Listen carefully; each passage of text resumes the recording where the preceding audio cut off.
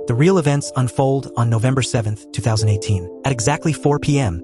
in a quiet town called Paradise, California. School bus driver, Kevin, finishes his daily route. The streets are calm, the air still, a normal afternoon that hides the storm to come. He drives the empty yellow bus back toward the base, where his boss, Ruby, waits with a reminder that his vehicle's overdue for maintenance. Kevin, buried under bills, asks for extra shifts, a desperate plea from a man barely keeping his head above water. Ruby can only offer a vague promise, the kind that means no. With no other choice, Kevin drives home, but the day's trials are far from over. His drive is shattered by a phone call, a sterile, professional voice on the other end. It's the vet. The news is a gut punch. His dog's cancer, a battle fought with hope and dwindling funds, has finally won. It has spread. It's time to take him in. That night, he sits in a sterile white room, holding the only friend who never left his side, whispering goodbye through tears. Back home, the world doesn't stop. His old mom is there. His teenage son, Sean, has skipped school again, claiming he's sick. Kevin scolds him for being lazy, for throwing away the chance at a better life. But Sean fights back hard.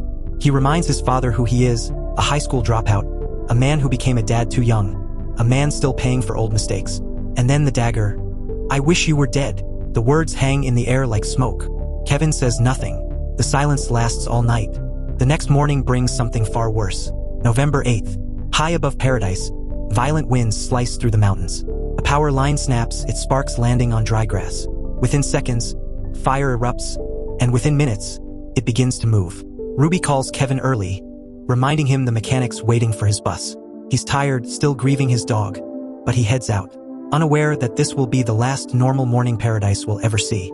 Up in the hills, smoke starts to rise. Fire crews are alerted. Cal Fire scrambles 2 brigades. They fight their way up narrow roads toward the growing blaze. The cause is clear. Another broken power line, deep in remote terrain. But the wind is merciless, and the flames are spreading too fast. Kevin continues his route, picking up kids. His phone buzzes nonstop. It's his mother again. When he finally answers, she says Sean's fever is getting worse. Kevin promises to grab medicine on his way back. Just then, his radio crackles with new orders. Finish the route, then return the bus immediately for maintenance.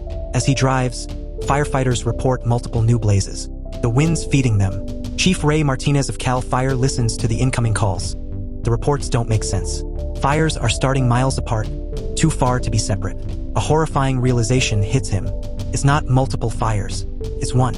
A single massive inferno devouring everything in its path.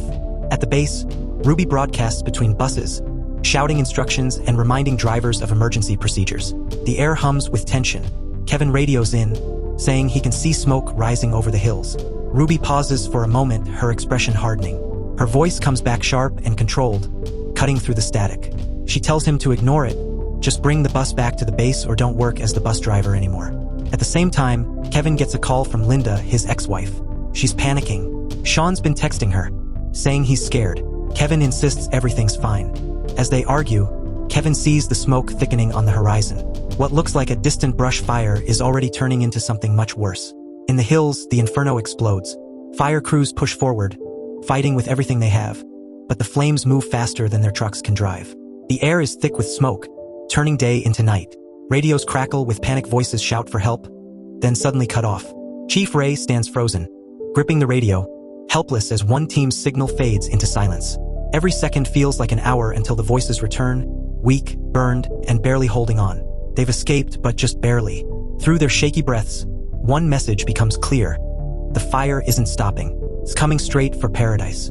Kevin finishes his drop-offs and drives toward the base, still thinking this is a distant problem.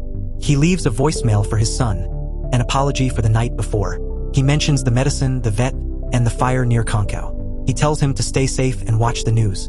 But in Paradise, chaos is already brewing. Chief Ray issues evacuation warnings for the eastern part of town. The alert system malfunctions. No sirens, no text messages. People have no idea what's coming. At an elementary school, the teachers make a terrifying call. They can't wait for official orders. The fire's too close. Parents are called one by one, but some can't be reached. Those children need transport. Kevin gets another call from Linda, her voice sharp with accusation, calling him unreliable. He finally breaks. He admits his failure, his misjudgment of Sean's illness, the exhaustion in his voice a complete surrender. He can't argue. Linda's frustration pours out. And the cruelest cut. Sean doesn't want to live with him. He makes a decision. The base, the maintenance, the job, it can all go to hell. He is going home. But in that exact moment, the radio crackles again. Ruby answers the desperate call from the school. 23 kids remain stranded. Every bus is accounted for except Kevin's. When she radios him, his voice cracks. He has to choose between rescuing his own son and saving strangers' children. After a long pause, he makes his choice. He's going to the school. Smoke begins to roll through the streets as Kevin pulls up. The teacher, Mary, is trying to stay calm, her voice trembling as she lines up the children. They board quickly, their faces streaked with tears and ash. Kevin wants to take a shortcut. Mary insists on following the evacuation map. Against his instincts, he obeys. They merge into a gridlocked river of cars, a 15-mile chain of people trying to flee. At the command center, Chief Ray faces an impossible decision. If he orders a full evacuation, every road will jam, trapping everyone. But if he delays, people will burn. He gives the order, evacuate the entire town. Cut the power. The lines go dead. Literally. Kevin's bus crawls forward through a black haze. The radio goes silent. Mary sits near the front, her breathing labored. She has asthma. The children whisper prayers. Kevin's headlights pierce a world gone orange and red. Traffic isn't moving. He makes a decision. He's leaving the route. He turns the bus onto a side street, ignoring protocol. The kids scream as the bus lurches. "It's okay," he yells, but even he doesn't believe it. As they drive, they pass houses already burning. The sky is raining embers. At one point, they hit a police roadblock. Kevin jumps out, pleading with an officer to open the road. The cop shakes his head. He's trying to clear a path for fire engines. So Kevin takes matters into his own hands. He starts pushing abandoned cars off the road, one by one. Mary moves the bus forward as he clears space. The children clap through their tears, believing they're going to make it. But when they reach the designated safe school, it's already gone. Burned to the foundation. Mary steps out and stares at the ruins in disbelief. There's no safe place left. Chief Ray struggles to hold the situation together as chaos takes over. Every escape route is blocked, and the fire has completely surrounded Paradise. Smoke fills the sky, turning everything into a burning maze. PG&E crews report that shutting down the power lines will take time, but time is the one thing they don't have. They're running out of options. Meanwhile, Kevin is still driving, dodging falling power poles and exploding transformers. Sparks whip across the pavement like fiery snakes. Looters appear out of the smoke. One pulls a gun, trying to stop the bus. Kevin fights him off and floors the accelerator. The children are crying. The air inside is thick with heat. He turns off the AC to stop smoke from pouring in. They need water, but they're out. Kevin pulls into a nearby park from his childhood, hoping to find another road through. Mary insists they stop. One little girl is having a panic attack. Despite her asthma, Mary steps outside to look for water. She stumbles through the smoke, finds a van, and grabs a crate of bottles, just as explosions rock the area. Kevin yells for her, his voice almost lost in the roar. She barely makes it back, coughing, shaking, but alive. They keep going, pushing through walls of fire. Flames lick the sides of the bus. Kevin drives blind, his knuckles white on the wheel. Finally, after what feels like an eternity, they break through the smoke into clear air. They've made it. At the Chico Fairgrounds, chaos reigns. Parents are screaming names, holding photos, begging for news. Ruby stands near the entrance, scanning every bus that arrives. Each time, she hopes, and each time, it's not Kevin's. Then, through the haze, headlights appear. The bus rolls in, blackened but intact. The doors open, and the children pour out, crying, calling for their parents. Kevin is the last to step off the bus, his face streaked with ash and exhaustion, eyes empty from what he's seen. Ruby rushes to him, wrapping him in a tight embrace as tears cut through the soot on her cheeks. Around them, the air is filled with cries of relief, parents clutching their children, sobbing as if waking from a nightmare. In the chaos, Mary spots her son, runs to him, and collapses into his arms, overcome with gratitude that they both made it out alive. Kevin looks around, searching for his family. But they're not there. He checks lists, shouts names, nothing. Then, through the chaos, he sees her. His mother, covered in ash, helped by her neighbor to survive the fire.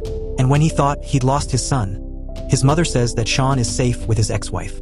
They are holding hands, and it says everything. Days later, the fire is finally out. Paradise is gone. Thousands of homes reduced to ash and twisted metal. Kevin walks through the wreckage of his street, where his house once stood. There's nothing left, just silence. He kneels down and picks up something half buried in soot, a charred photo of him and baby Sean. The edges crumble in his fingers. Later, Sean is also drive there, standing among the ruins. He walks to his father, and then a beautiful moment happens between father and son. They embraces once more, holding each other tight. The nightmare is over, but the scars, the memories, will never leave. An entire town was erased from the map. But because one man refused to give up, because Kevin drove into the heart of hell and didn't stop, 22 children made it out alive. One father finally found redemption. If you like this story, wait for the next one. And don't forget to like and subscribe.